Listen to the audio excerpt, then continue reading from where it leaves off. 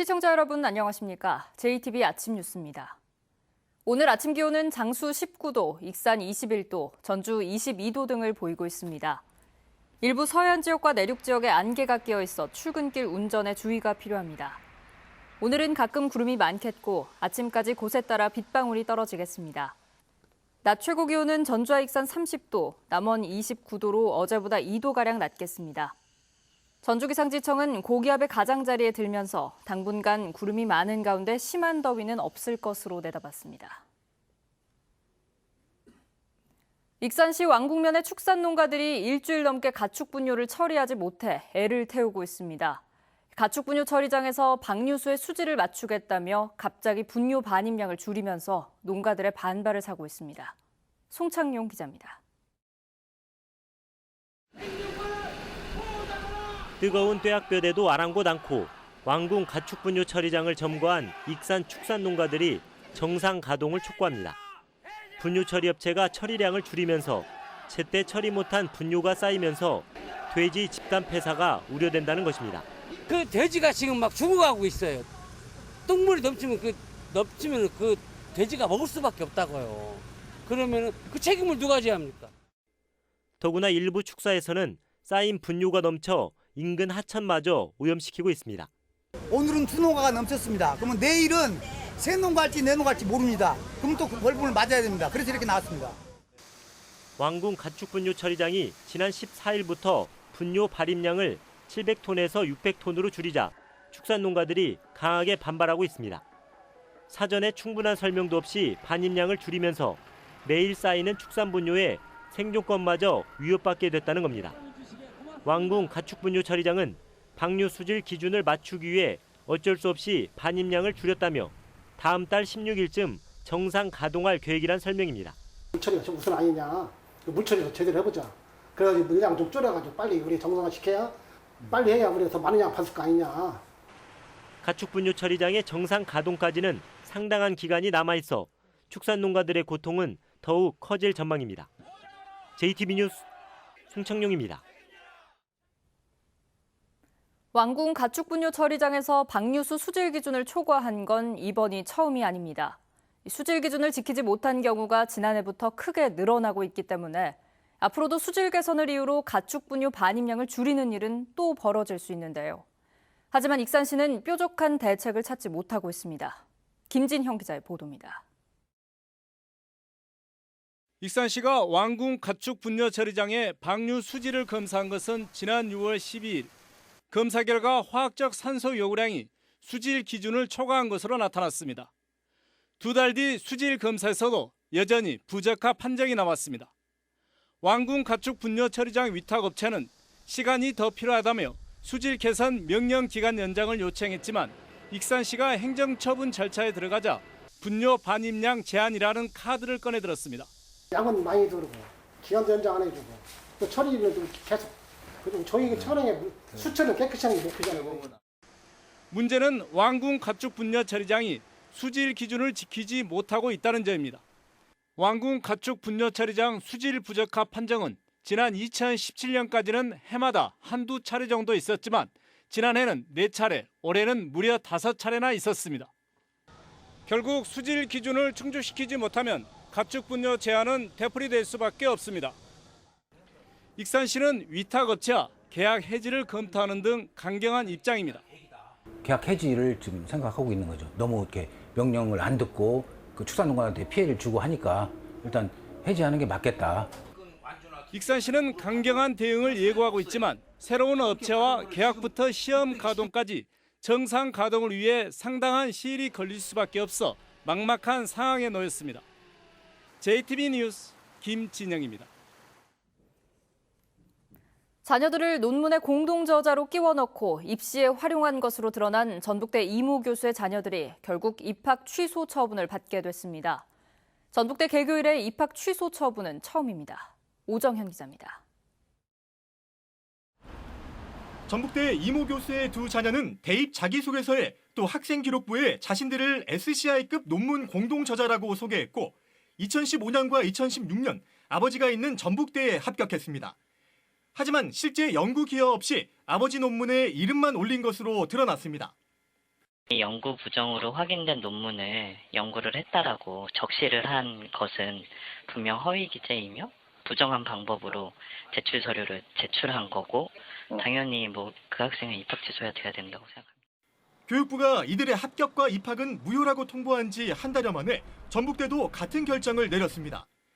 이 교수 자녀들이 입시를 치른 해 전북대 모집 요강에 적힌 제출 서류에 허위가 있을 경우 합격과 입학을 모두 취소한다는 내용이 판단 근거가 됐습니다. 부정행위가 합격 여부에 영향을 미치지 않았더라도 입시 공정성을 해할 우려가 있는 경우엔 합격과 입학의 취소 사유가 된다는 2006년 대법원 판례도 참고가 됐습니다. 부당한 저자 표시인 연구 부정으로 판정된 논문을 자기소개서에 기재해서 입시에 활용했고 입시 공정성을 위반했다고 판단하였습니다. 전북대는 이들의 학적을 삭제하고 수령한 장학금도 모두 환수하기로 했습니다. 최종 조치 결과는 다음 달 초 교육부에 제출할 계획입니다. 그릇된 부정이 낳은 연구 부정은 자녀들의 학적 기록을 삭제한 자리에 전북대 역사상 첫 입학 취소라는 불명예 기록을 쓰게 했습니다. JTB 뉴스 오정현입니다. 전북과 전남, 경남의 11개 시군이 참여하는 섬진강 환경행정협의회 황제연수 논란 보도 오늘도 이어갑니다. 저희 JTB 전주방송에서 문제점을 보도하면서 장수군이 올해 국외 연수를 취소했습니다. 하지만 이미 1년 전 국민권익위원회가 이 운영 방식을 개선하도록 권고했지만 장수군이 이를 무시하고 황제연수를 추진한 사실이 추가로 드러났습니다. 주희인 기자의 보도입니다.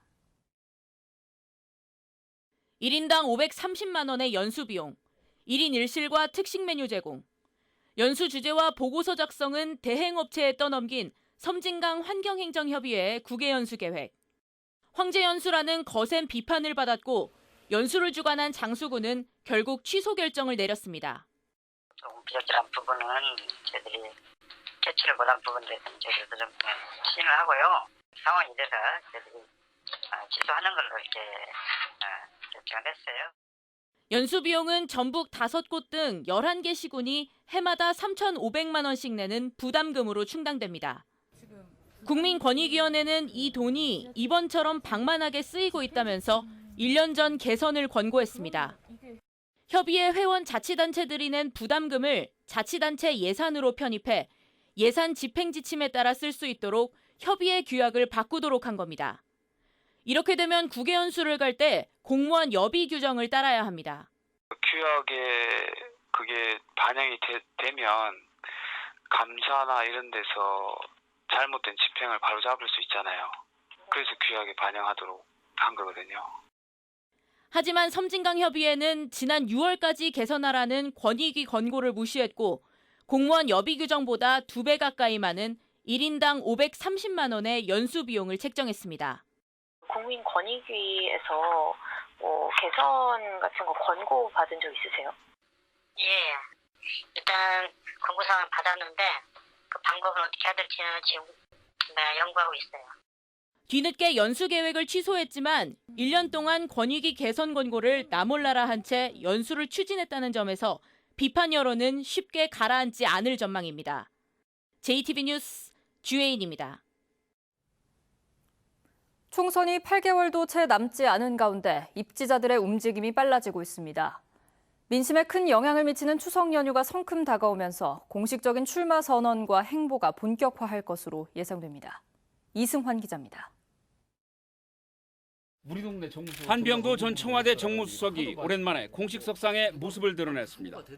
정무수석 시절 현안을 논의하기 위해 송하진 도지사를 방문한 지 13개월 만입니다. 지난주 민주당 익산을 지역위원장 임명 절차를 마무리하고 지역의 현안 파악과 조직 강화에 착수해 본격적인 총선 행보에 나선 것으로 풀이됩니다. 각 위원회별 그다음에 직능 그래서 이제 이걸 강화하고 이분들을 만나고 그래서 아무튼 당 체제를 더 강화하는 쪽으로 지금 일정을 많이 배치하고 있습니다. 그동안 직접 또는 측근을 통해 지역을 관리해온 입지자들의 움직임도 빨라지고 있습니다. 김제 부안 출마가 거론되온 전라북도 이원택 정무부지사는 추석 전 사퇴를 고심하고 있고 일찌감치 접점을 넓혀온 김금옥 전 청와대 비서관도 추석 전 출마 선언을 검토 중입니다. 익산갑 출마를 저울질해온 김수흥 국회 사무차장도 명절 전에 사직하고 총선 행보에 나설 예정입니다. 30년 공직 생활의 경험과 노하우, 그리고 정치권 및 중앙부처의 인적 네트워크를 활용해서 고향 발전 및 일자리 창출에 힘을 보태고자 합니다. 이미 출마를 선언한 민주당의 윤준병 정읍위원장은 이번 주말 박원순 서울시장이 특강을 통해 지원 사격에 나서고 전주울 출마를 준비하고 있는 민주평화당의 박주현 의원도 최근 서신동에 집을 얻고 활동 반경을 넓혀가고 있습니다. 각 당의 당내 경선과 공천 일정을 고려하면 이제 입시자들에게 주어진 시간은 5, 6개월 정도에 불과합니다. 사람이 모이고 여론의 향배가 달라지는 추석 명절을 앞두고 입시자들의 보폭이 점차 넓어지고 있는 이유입니다. JTB 뉴스 이승환입니다. 부안군이 경제 사정으로 고향에 다녀오지 못한 다문화 가족에 왕복 항공권을 전달했습니다. 고창군이 오지마을 구석구석을 운행하는 행복버스를 도입했습니다. 나금동 기자입니다. 부안군과 국제로타리 3670 지구가 경제적 어려움 등으로 2년 넘게 모국에 다녀오지 못한 13개 다문화 가족에 왕복 항공권을 전달했습니다. 이 사업을 통해 지난해까지 6년 동안 46세대 160여 명이 고향에 다녀왔습니다. 엄마 나라와 아내 나라의 문화에 대한 이해를 높일 수 있는 기회를 제공함으로써 한국 사회에서 안정적으로 정착하여 행복한 가족 문화 확산에 도움이 되었으면 좋겠습니다. 고창군이 대중교통이 불편한 성내면과 산림면 주민들을 위해 1억 5천만 원을 들여 15인승 행복버스 운행을 시작했습니다. 주민들은 1,000원만 내면 집 앞까지 찾아오는 행복버스를 이용할 수 있습니다. 이번 행복버스는 작은 마을 구석구석까지 운행이 가능해 교통 소외 지역 주민들 모두가 교통복지 혜택을 누릴 수 있을 것으로 기대하고 있습니다. 무주 서울 간 직통버스 운행 시간이 조정되고 노선도 1회 늘어나 국민들과 관광객들의 이동이 크게 편리해졌습니다. 무주에서 출발하는 첫차 시간은 아침 8시로 기존보다 2시간가량 빨라졌고 서울에서 출발하는 막차 시간은 오후 6시로 4시간가량 늦춰졌습니다. 대중교통 이용에 제한이 따랐던 국민들과 무주 여행의 한계를 느낄 수밖에 없었던 관광객의 불편을 한 번에 해결할 수 있게 되었습니다. 김제시가 자동차 부품기업 대승정밀과 투자 협약을 맺었습니다. 대승정밀은 지평선 일반 산업단지 3만 6천 제곱미터에 220억을 투자해 공장을 짓고 30명을 고용할 예정입니다. JTB 뉴스 나금동입니다.